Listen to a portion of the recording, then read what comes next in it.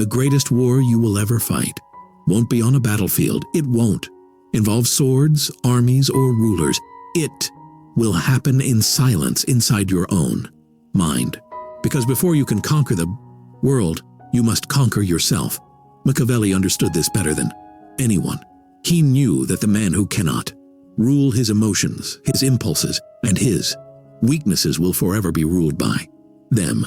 And that kind of man is not fit to hold power, not over a city, not over an army, not even over his own life. Most people think domination starts with learning strategy, persuasion, or manipulation. But Machiavelli would laugh at that, because what good is strategy if your emotions betray you every time someone insults you? What good is persuasion if you can't persuade yourself to stay disciplined? The real battlefield isn't between you and others. It's between you and the side of you that prefers comfort, safety, and approval. That's the enemy that wins most wars. When Machiavelli spoke of control, he wasn't just talking about political control. He meant psychological control, the ability to keep your thoughts from scattering like leaves in the wind.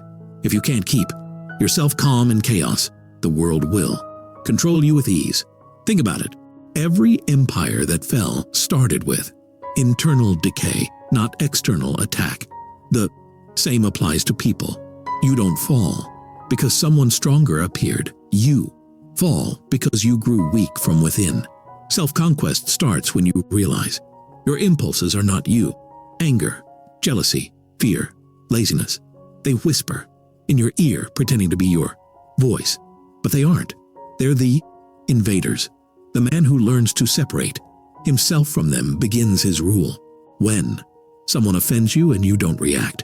When temptation calls and you say no. When you're exhausted but still move forward. That's conquest. That's what Machiavelli meant when he said control is the foundation of power. But here's the trap. Most people want power before discipline. They want others to respect them while they can't even respect themselves. They seek to change the world without first mastering their own moods. And so they chase validation, attention, influence, believing it's strength. Machiavelli would see that as weakness in disguise, because power, gained without internal control, always collapses. It's a building with no perfect foundation. The moment someone threatens their ego, they break.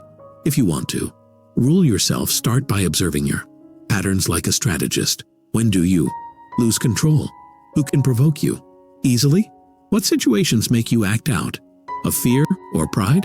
Once you map your triggers, you start seeing them not as fate, but as tools. Every weakness, when understood, becomes an instrument of strength. The man who knows his flaws deeply can weaponize them. For example, if you know your anger blinds you, you can learn to delay your response by hours or even days. That delay becomes your sword, because while others are reacting instantly, you're strategizing.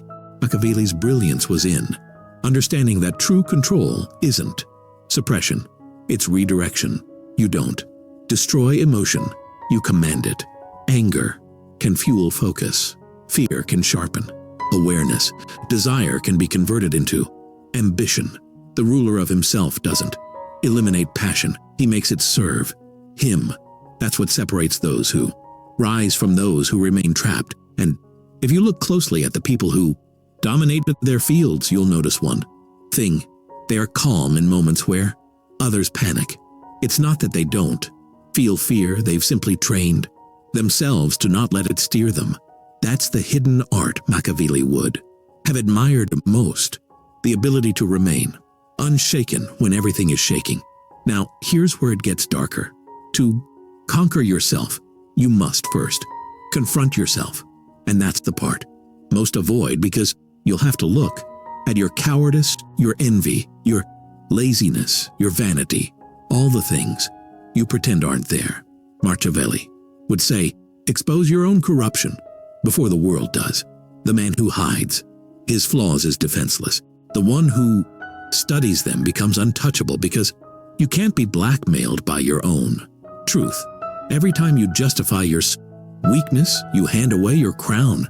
Every time you say, "This is just who I am," you declare your defeat. A conqueror never says that. He says, "This is who I was." There's a difference. And that shift from justification to transformation is the moment power begins. Here's a simple but brutal rule Machiavelli would give you. If you cannot command yourself, you have no right to command anyone, because leading others requires more than intellect. It requires emotional endurance. People follow strength they can feel, and strength isn't loud. It's disciplined. It's the quiet ability to hold your ground when everyone else bends. But let's be honest, self-mastery is unnatural. The human mind wants pleasure, not power. It wants to feel good now, even if it costs everything later. So the conqueror's path is lonely. You will say no when others indulge. You'll stay calm when others scream. You'll walk away when your ego wants to fight. People will call you cold, detached, even heartless. But that's the price of rule. A ruler cannot afford to be ruled by the same emotions as the ruled. Here's something most never realize. The world mirrors your internal state. If you live in chaos, chaos will find you. If you live in control, opportunities will submit to you. People think luck decides success, but luck bows to discipline. Machiavelli saw that fortune favors the man who prepares, not the man who hopes, and preparation is impossible without self-command. Imagine a king who keeps his palace spotless, but neglects the throne room. That's what it looks like when someone builds status, wealth, or followers without conquering himself. The throne looks impressive, but inside, it's chaos. One crisis, one betrayal, one insult, and the empire falls. That's why Machiavelli's advice remains eternal. Secure your inner kingdom first. Make your emotions your soldiers, your habits your walls, and your mind your fortress. But don't confuse self-control with repression. Repression is weakness, pretending to be strength. It's a man, boiling inside, desperate to appear calm. Real control is effortless, not because it's easy, but because you've trained for it. The emotion still comes, but it passes through you like wind through stone. You feel it, but it cannot move you. To reach that state, you must build rituals of discipline so strong they survive even on your worst days. Wake when you don't want to. Work when no one's watching. Think before reacting. Each act of control is a declaration of rule over yourself. That's what Machiavelli meant by the invisible empire, the kingdom inside you, that no one sees but everyone feels. And here's the irony.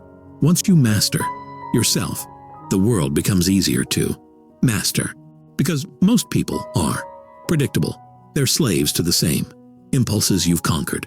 They'll chase pleasure, flee discomfort, seek validation. And once you see that pattern, you can influence it. Self-control gives you X-ray vision into human behavior.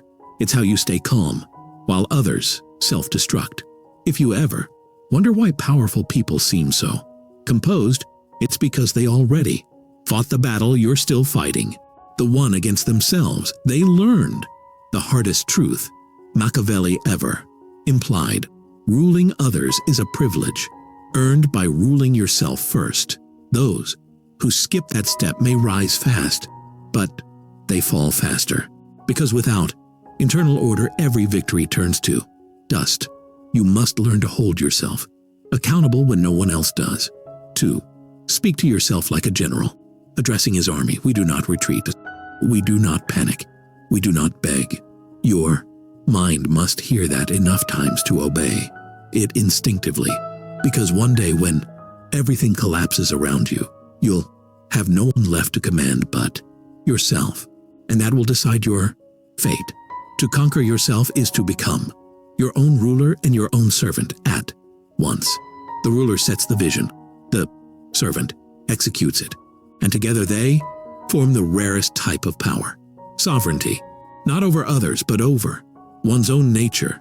And once you reach that point, the world stops feeling like an enemy to conquer. It becomes territory to organize, because when You've mastered the inner battlefield. The outer one looks simple. Everything begins there. The real kingdom isn't out there. It's in here.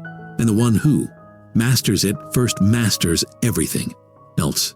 Every man believes he wants to rule until he realizes ruling means restraint. You can't build a kingdom while being enslaved by distraction. You can't command respect while being ruled by emotion. Machiavelli's hidden lesson was that power demands silence, not the silence of weakness, but of control. The more control you have within, the less chaos you create without. And in a world full of noise, that silence is terrifying because it cannot be manipulated. Most people today are conquered every morning, not by armies, but by the first thing they see on their phones, their attention stolen, their emotions provoked, their focus divided. They wake up as servants, not rulers. Machiavelli would have said, "He who cannot guard his attention will never guard his power." Every notification is a siege engine at your gates. Every distraction is a disguised invader. And when you lose the war for your focus, the world doesn't need to defeat you. You've already surrendered. To conquer yourself, you must learn to observe rather than react. When you get angry, watch it like a fire you don't feed. When you feel fear, study it like a spy you've caught. The point isn't to feel nothing, it's to understand everything. Machiavelli's wisdom was brutal because it forced men to see their emotions not as truths, but as tools. He would tell you, your feelings are servants, not masters. Command them or be enslaved by them. Let's talk about power over emotion. First, imagine someone insults you in public. Most people's instinct is to respond instantly to defend their pride. But what happens? They reveal it was never real pride, only insecurity, disguised as honor. The man who truly owns himself doesn't offend his ego. He watches the other expose theirs. Machiavelli would say, never react when provoked.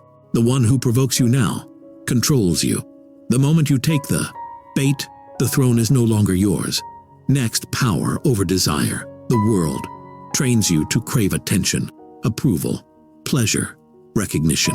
But every craving you chase controls you. Machiavelli would advise restraint not for morality, but for mastery. If you can resist what others can't, you control what others want. The strongest desire isn't the one you follow. It's the one you can walk away from. When you learn to desire strategically, your life stops being random. You stop moving from urge to urge and start moving with direction. That's how rulers think. A ruler doesn't chase what feels good. He chooses what strengthens his position. And if that means boredom, isolation, or sacrifice, so be it. Because those who need constant stimulation are the easiest to conquer. All it takes is the right temptation at the right time. The disciplined mind is immune to that. You can't bribe a man who already has enough. You can't control a man who doesn't crave your validation. That's why Machiavelli's truest students aren't the charming, they're the detached. But there's another level to self-conquest, deeper than emotion or desire. It's the ability to manage your perception of time. Most people live like beggars in the present moment, desperate for immediate payoff, allergic to patience. They destroy long-term power by chasing short-term wins. Machiavelli warned rulers about this. Impatience blinds even the smartest men. When you can delay gratification while the rest of the world chases dopamine, you gain an invisible advantage, clarity, because patience is perspective. To conquer yourself is to control the timeline of your reactions. You decide when to speak, when to act, when to wait. You no longer live at the mercy of the moment. Think of it like this. The impulsive man plays checkers. The disciplined one plays chess. The difference isn't intelligence, it's control over time. Here's something few understand. Self-conquest doesn't make you robotic. It makes you strategic. Machiavelli never advocated killing emotion. He advocated mastering it. Imagine a general in war. He still feels fear, but he uses it to sharpen awareness. He still feels anger, but he channels it into precision. That's the art of converting emotion into advantage. Control isn't suppression. It's alchemy. You transform raw impulse into deliberate power. But there's a cost.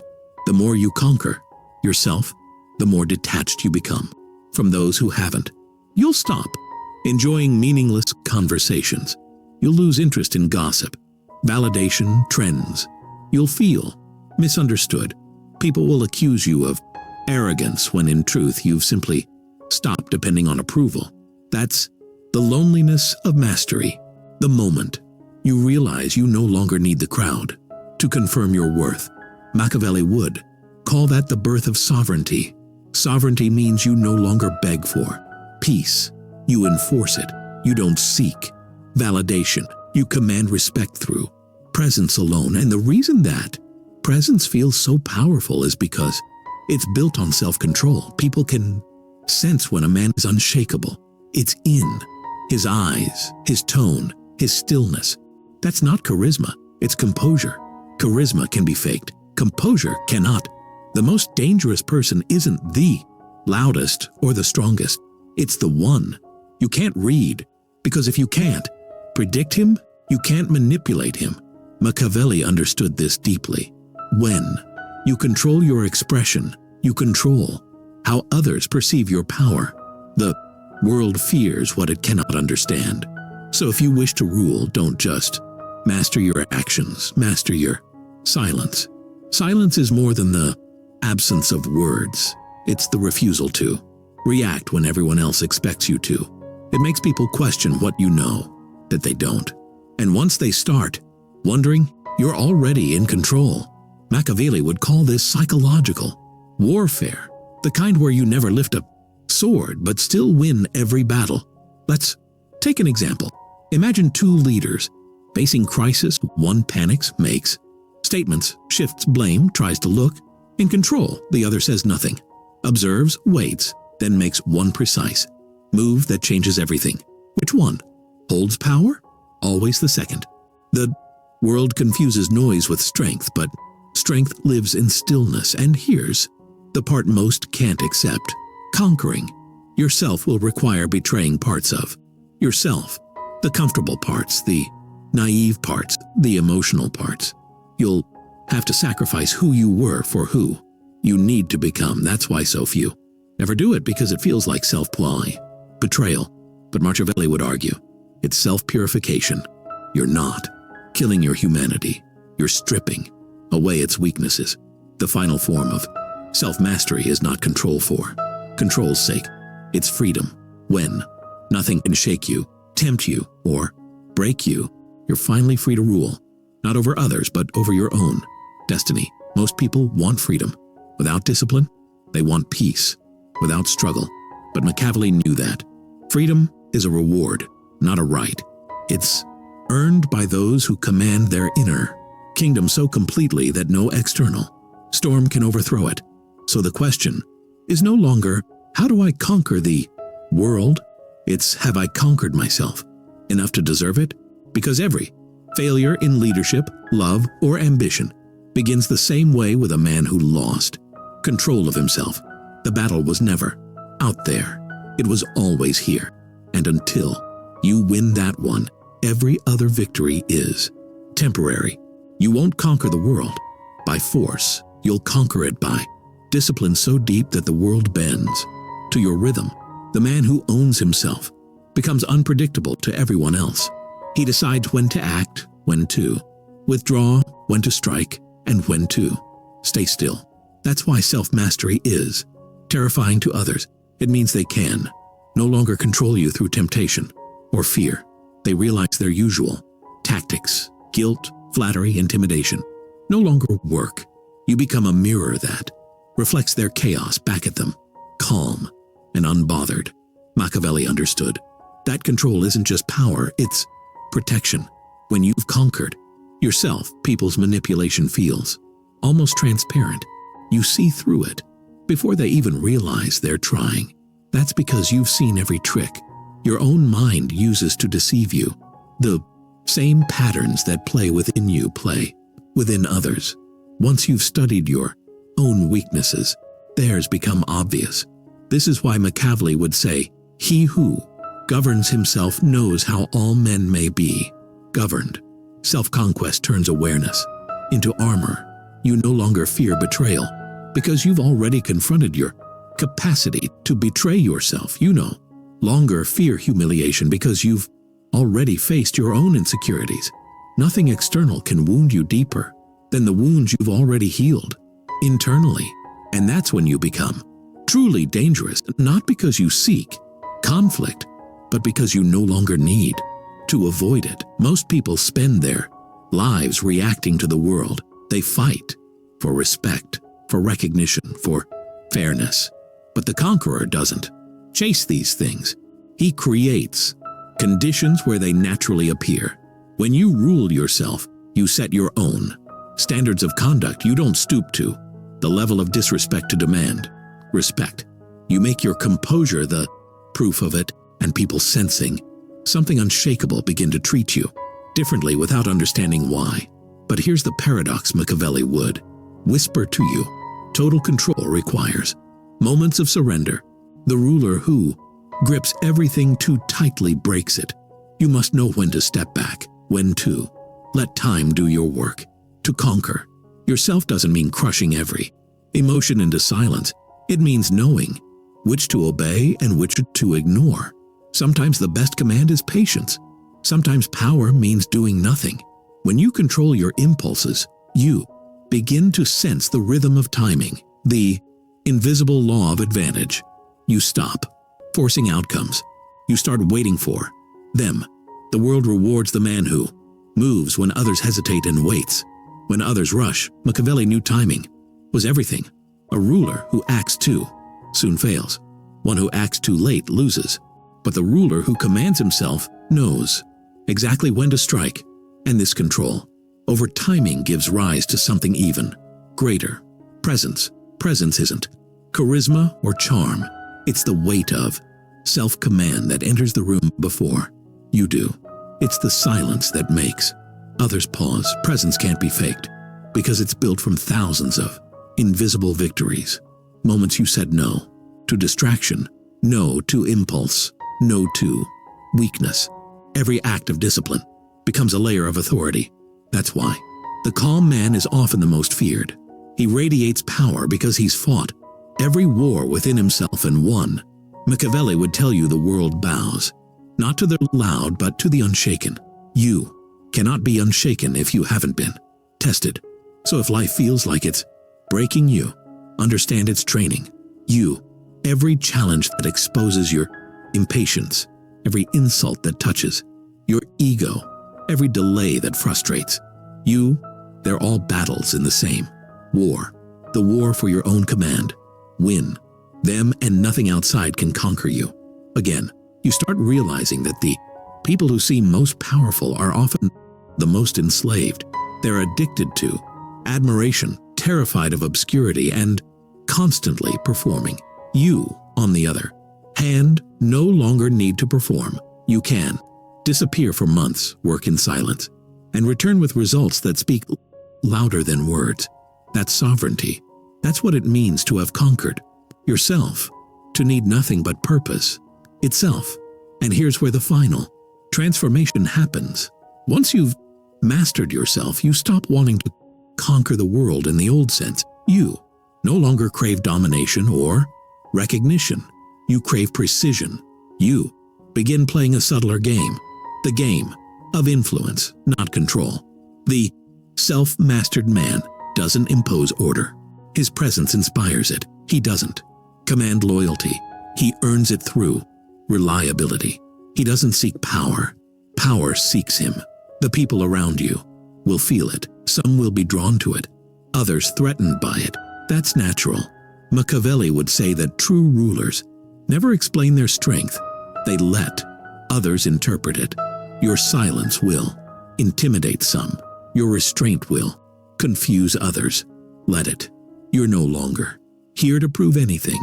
You're here to build something. And so the lesson returns to its origin.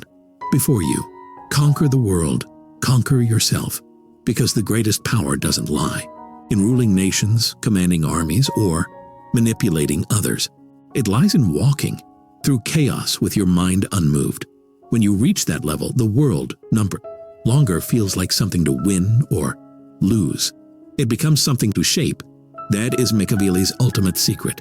Control yourself completely and you control the game without ever appearing to play.